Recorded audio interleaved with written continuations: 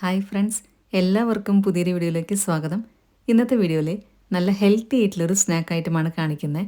ഇത് നമ്മൾ കർക്കിടക മാസത്തിൽ മാത്രമല്ല എപ്പോൾ വേണമെങ്കിലും ഉണ്ടാക്കി കഴിക്കാം.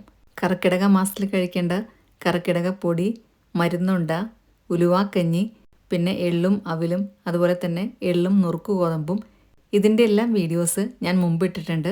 അതിൻ്റെ എല്ലാം ലിങ്ക് ഞാനിവിടെ ഡിസ്ക്രിപ്ഷൻ ബോക്സിൽ കൊടുക്കാം. കാണാത്തവരുണ്ടെങ്കിൽ അത് ക്ലിക്ക് ചെയ്ത് കണ്ടാൽ മതി. അപ്പോൾ നമ്മൾക്ക് നോക്കാം ഞവര അരി വെച്ചിട്ടുള്ള ഈ പലഹാരം എങ്ങനെയാണ് തയ്യാറാക്കുന്നത് എന്നുള്ളത്. അതിനായിട്ട് ആദ്യമേ തന്നെ 1 കപ്പ് ഞവര റൈസാണ് എടുത്തിരിക്കുന്നത്. ഇത് സാധാരണ മട്ട റൈസ് അല്ല, കാണാൻ ഇതേപോലെ ഉണ്ടായിരിക്കും. ഇനി നിങ്ങളുടെ കയ്യിൽ ഞവര റൈസ് ഇല്ല എങ്കിൽ സാധാരണ മട്ട റൈസ് എടുക്കാം. പക്ഷേ ഞവര റൈസ് എടുക്കുന്നതാണ് കുറച്ചും കൂടെ ഹെൽത്തി ആയിട്ടുള്ള ഓപ്ഷൻ. ഇനി ഇത് 3-4 പ്രാവശ്യം കഴുകിയതിന് ശേഷം വെള്ളം പോകാനായിട്ട് ഇതേപോലെ ഒന്ന് വെക്കുക. ഇനി ഇത് ഒരു തോർത്തിലേക്ക് ഇതേപോലെ പരത്തിയിട്ട് കൊടുക്കുക. എന്നിട്ട് തുടച്ചു കഴിഞ്ഞാൽ വെള്ളമെല്ലാം പെട്ടെന്ന് തന്നെ പോയി കിട്ടും. നവര അരി നമ്മുടെ എല്ലുകൾക്കും സ്കിന്നിനും മസിൽസിനും നെർവ്സിനും ഒക്കെയും നല്ലതാണ്. പിന്നെ ഉദര സംബന്ധമായ അസുഖങ്ങൾക്കും വാദസംബന്ധമായ അസുഖങ്ങൾക്കും ഇത് നല്ലൊരു മരുന്നും കൂടിയാണ്. ഇതിൽ തവിട് ഒരുപാടുള്ളത് കൊണ്ട് തന്നെ ദഹനത്തിന് ഇത് വളരെ നല്ലതാണ്. പ്രസവരക്ഷ മുതൽ എല്ലാ ലേഹ്യങ്ങളും ഉണ്ടാക്കാനും നവര അരി മിക്കവാറും യൂസ് ചെയ്യാറുണ്ട്. പിന്നെ ഇത് യൗവനം നിലനിർത്താനും സഹായിക്കും. കർക്കിടക മാസത്തിൽ ഉണ്ടാക്കുന്ന ഔഷധക്കഞ്ഞിയിലും മരുന്നുണ്ടേലും ഒക്കെ നമ്മൾ നവര അരിയാണ് മെയിനായിട്ട് യൂസ് ചെയ്യുന്നത്. ഇനി ഈ അരി നമ്മൾക്കൊന്ന് വറുത്തെടുക്കണം. ചുവട് കട്ടിയുള്ള ഒരു പാത്രം വേണം എടുക്കാനായിട്ട്. അതേപോലെ കുറച്ച് പൊങ്ങി നിൽക്കുന്ന പാത്രമാണ് ഞാൻ എടുത്തിട്ടുള്ളത്. കാരണം അരി പൊട്ടി വരുന്നവരെ നമ്മൾക്കിതൊന്ന് വറുത്തെടുക്കണം. അപ്പോൾ ഇത് പുറത്തോട്ടൊക്കെ തെറിക്കാൻ ചാൻസ് ഉണ്ട്. അതുകൊണ്ടാണ് വലിയ പാത്രം എടുത്തത്. മീഡിയം ഫ്ലെയിമിലിട്ടിട്ട് വേണം ഇത് വറുത്തെടുക്കാനായിട്ട്. തീ ഒരുപാട് കൂട്ടി വെച്ച് കഴിഞ്ഞാൽ അരി പെട്ടെന്ന് തന്നെ കരിഞ്ഞു പോകും. ഈ ഞവര അരി കൊണ്ട് ചോറും കറിവേപ്പിലയും മോരും കൂട്ടി കഴിക്കുന്നത് പൈൽസിനൊക്കെ വളരെ നല്ലതാണ്. പിന്നെ ശ്വാസകോശ സംബന്ധമായ അസുഖങ്ങൾക്കും ഹൃദയ സംബന്ധമായ അസുഖങ്ങൾക്കും ഒക്കെയും നല്ലൊരു മരുന്നും കൂടിയാണ് ഞവര അരി. കുറച്ച് കഴിയുമ്പോഴത്തേക്കും അരി ഇതേപോലെ പൊട്ടി വരാനായിട്ട് തുടങ്ങും. ഈ സമയത്ത് നമ്മൾക്ക് തീ നല്ലപോലെ കുറച്ച് വെക്കാം. ലോ ഫ്ലെയിമിൽ വെച്ചിട്ട് കുറച്ച് നേരം കൂടെ ഇതൊന്ന് ഇളക്കി കൊടുക്കാം. കരിഞ്ഞു പോകാതെ പ്രത്യേകം ശ്രദ്ധിക്കണം. അതുകൊണ്ട് ഈ സമയത്ത് ഇളക്കിക്കൊണ്ടേ ഇരിക്കുക. 6 മാസം പ്രായമായ കുട്ടികൾക്ക് നവരയുടെ തവിട് വറുത്ത് പൊടിച്ചതും ഏലക്കായും കുന്നൽക്കായും കൂടിയൊക്കെ കുറുക്ക് കൊടുക്കാറുണ്ട്. ഇത് വെയിറ്റ് കൂടാനൊക്കെ നല്ലതാണ് കുട്ടികൾക്ക്. ഞാനിവിടെ ഒന്ന് കുറച്ച് നേരം ഇളക്കാതിരിക്കുന്നുണ്ട്. ഇത് പൊട്ടുന്ന ശബ്ദം കേൾക്കാൻ വേണ്ടിയിട്ടാണ് ഇളക്കാതിരിക്കുന്നത്. ഇപ്പോൾ ഇതാ അരിയെല്ലാം നല്ല പോലെ പൊട്ടി വന്നിട്ടുണ്ട്. ഞാനിവിടെ ഫ്ലെയിം ഓഫ് ചെയ്തു. ഇനി ഇത് വേറൊരു പാത്രത്തിലേക്ക് പെട്ടെന്ന് തന്നെ മാറ്റി വയ്ക്കാം. അല്ലെങ്കിൽ ഈ പാത്രത്തിൽ തന്നെ ഇരുന്ന് കഴിഞ്ഞാൽ ചിലപ്പോൾ കരിയാൻ ചാൻസ് ഉണ്ട്. ഇനി ഇതൊന്ന് ചൂടാറിയിട്ട് വരണം. ആ സമയം കൊണ്ട് നമുക്ക് ഇതിനകത്തേക്ക് വേണ്ട കരിപ്പെട്ടി പെട്ടെന്ന് തന്നെ ഉരുക്കിയെടുക്കാം. 250 ഗ്രാം കരിപ്പെട്ടിയാണ് എടുത്തിട്ടുള്ളത്. അതിനകത്തേക്ക് 1 കപ്പ് വെള്ളം കൂടി ഒഴിച്ചു കൊടുത്തിട്ട് ഉരുക്കാനായിട്ട് വെക്കാം. കരിപ്പെട്ടിയിൽ ധാരാളം അയേണും മഗ്നീഷ്യം ഒക്കെ അടങ്ങിയിട്ടുണ്ട്. ബ്ലഡ് കുറവുള്ളവർക്കൊക്കെ ഇത് കഴിക്കുന്നത് നല്ലതാണ്. ഇതിവിടെ ചെറിയ തീയിൽ ഉരുക്കാനായിട്ട് വെക്കാം. ഈ സമയമൊക്കെ ആകുമ്പോഴത്തേക്കും നമ്മൾ നേരത്തെ അരി വറുത്ത് വെച്ചത് ചൂടാറി വന്നിട്ടുണ്ടായിരിക്കും. അത് നമ്മൾക്കൊന്ന് പൊടിച്ചെടുക്കണം. അതിനായിട്ട് മിക്സിയുടെ ചെറിയ ജാറോ വലിയ ജാറോ ഏത് വേണമെങ്കിലും എടുക്കാം. അതിനകത്തേക്ക് ഇട്ട് കൊടുത്തതിന് ശേഷം നല്ല പോലെ ഫൈൻ പൗഡറായിട്ട് തന്നെ ഇത് പൊടിച്ചെടുക്കുക. ഇത് പൊടിച്ചതിന് ശേഷം സൈഡിലോട്ട് മാറ്റി വയ്ക്കാം. ഇനി നമ്മൾക്ക് ഇതിനകത്തേക്ക് വേണ്ടത് 2 നേന്ത്രപ്പഴമാണ്. നേന്ത്രപ്പഴം ഞാനിവിടെ ഇതേപോലെ അരിഞ്ഞെടുത്തിട്ടുണ്ട്. ഇനി ഒരു പാൻ വെച്ചതിന് ശേഷം അതിനകത്തേക്ക് 2 ടേബിൾ സ്പൂൺ നെയ്യ് ഒഴിച്ചു കൊടുക്കാം. ഇനി നമ്മൾ നേരത്തെ അരിഞ്ഞു വെച്ച പഴമാണ് ഇതിനകത്തേക്ക് ഇട്ട് കൊടുക്കേണ്ടത്. നെയ്യിൽ കുറച്ച് നേരം ഇതൊന്ന് വഴറ്റി കൊടുക്കുക. പെട്ടെന്ന് തന്നെ ഇത് വഴന്ന് കിട്ടും. ഒരുപാട് സമയമൊന്നും എടുക്കത്തില്ല. ഇപ്പോൾ ഇതിവിടെ പാകത്തിന് വഴന്ന് വന്നിട്ടുണ്ട്. ഈ ഒരു സമയത്ത് നമ്മൾക്ക് ഇതിനകത്തേക്ക് 1 കപ്പ് തേങ്ങ ചിരവിയതും കൂടി ഇട്ട് കൊടുക്കാം. തേങ്ങ ചിരവിയതൊക്കെ എപ്പോഴും നമ്മൾ ഫ്രഷ് ആയിട്ടുള്ള തേങ്ങ തന്നെ എടുക്കാൻ ശ്രദ്ധിക്കുക. അപ്പോഴാണ് കൂടുതൽ ടേസ്റ്റ് ഉണ്ടായിരിക്കുക. എല്ലാം കൂടെ കുറച്ച് നേരം കൂടെ ഒന്ന് ഇളക്കി കൊടുക്കുക. ഈ സമയമൊക്കെ ആകുമ്പോഴത്തേക്ക് നമ്മൾ നേരത്തെ അവിടെ കരിപ്പെട്ടി ഉരുക്കാനായിട്ട് വെച്ചിട്ടുണ്ടായിരുന്നു. അത് കറക്റ്റ് പാകമായിട്ട് വന്ന് കാണും. ഇനി നമ്മൾക്ക് കരിപ്പെട്ടി നേരെ ഇതിനകത്തേക്ക് അരിച്ചൊഴിക്കാം. ഒരു ഇരുമ്പിൻ്റെ അരിപ്പയെ കൂടെ അരിച്ചൊഴിക്കുന്നതാണ് ഏറ്റവും നല്ലത്. ഞാനിവിടെ ഇപ്പം എല്ലാം കൂടെ അരിച്ചൊഴിച്ചിട്ടുണ്ട്.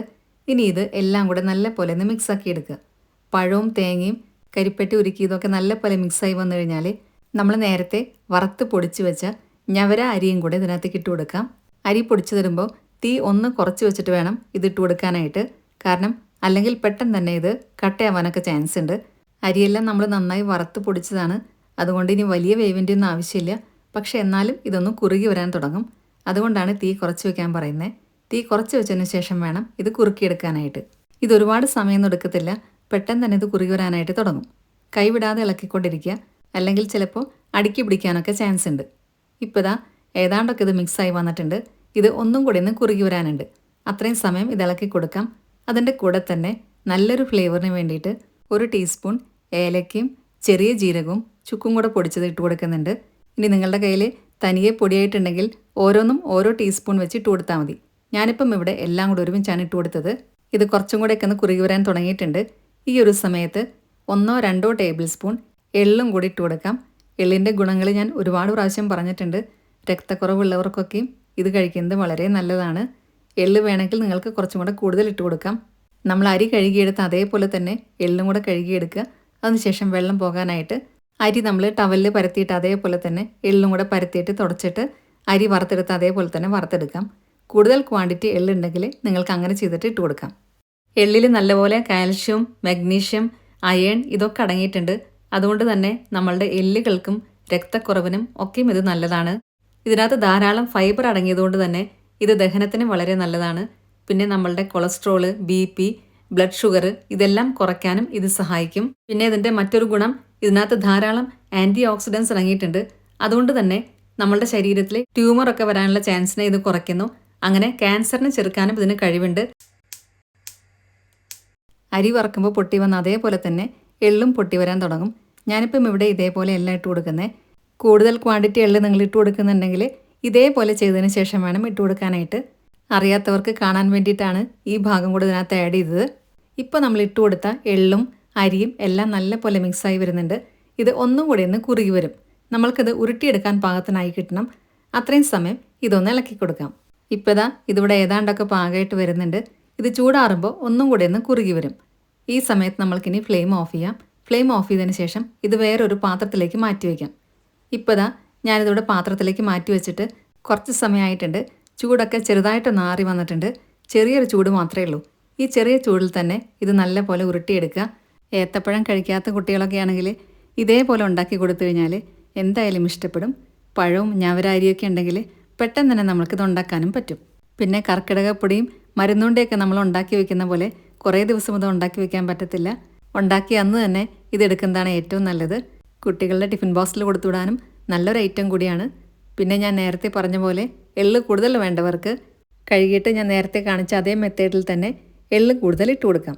അപ്പോൾ നമ്മളുടെ നല്ല ടേസ്റ്റി ആയിട്ടുള്ള പലഹാരം ഇവിടെ തയ്യാറായി കഴിഞ്ഞു. ഈ രീതിയിൽ നിങ്ങൾ ഉണ്ടാക്കിയിട്ടില്ലെങ്കിൽ ഒരു പ്രാവശ്യമെങ്കിലും ഒന്ന് ട്രൈ ചെയ്ത് നോക്കണം. നല്ല ടേസ്റ്റാണ് കഴിക്കാനായിട്ട്. എല്ലാവർക്കും ഇന്നത്തെ വീഡിയോ ഇഷ്ടമായെന്ന് വിചാരിക്കുന്നു. വീഡിയോ ഇഷ്ടമായിട്ടുണ്ടെങ്കിൽ നിങ്ങളുടെ ഫ്രണ്ട്സിനും റിലേറ്റീവ്സിനൊക്കെ ഷെയർ ചെയ്യാൻ മറക്കരുത്. സബ്സ്ക്രൈബ് കൂടെ ചെയ്യുക. അതിൻ്റെ സൈഡിലുള്ള ബെല്ലൈക്കണിൽ ഓൾ എന്നുള്ള ഓപ്ഷനോടെ ക്ലിക്ക് ചെയ്യുക. അപ്പോൾ നെക്സ്റ്റ് ടൈം ഞാൻ വീഡിയോ ഇടുമ്പോൾ പെട്ടെന്ന് തന്നെ നിങ്ങൾക്ക് നോട്ടിഫിക്കേഷൻ വരുന്നതായിരിക്കും. ഇനി ഫേസ്ബുക്കിൽ കാണുന്നവരാണെങ്കിൽ നമ്മുടെ പേജ് ഫോളോയും ലൈക്കും കൂടെ ചെയ്യണേ. ഈ രീതിയിൽ ഇതുണ്ടാക്കി നോക്കിയതിന് ശേഷം നിങ്ങളുടെ ഫീഡ്ബാക്സ് എല്ലാം കമൻസിലൂടെ അറിയിക്കാൻ മറക്കരുത്. നല്ലൊരു വീഡിയോ ആയിട്ട് വീണ്ടും കാണാം. Thank you.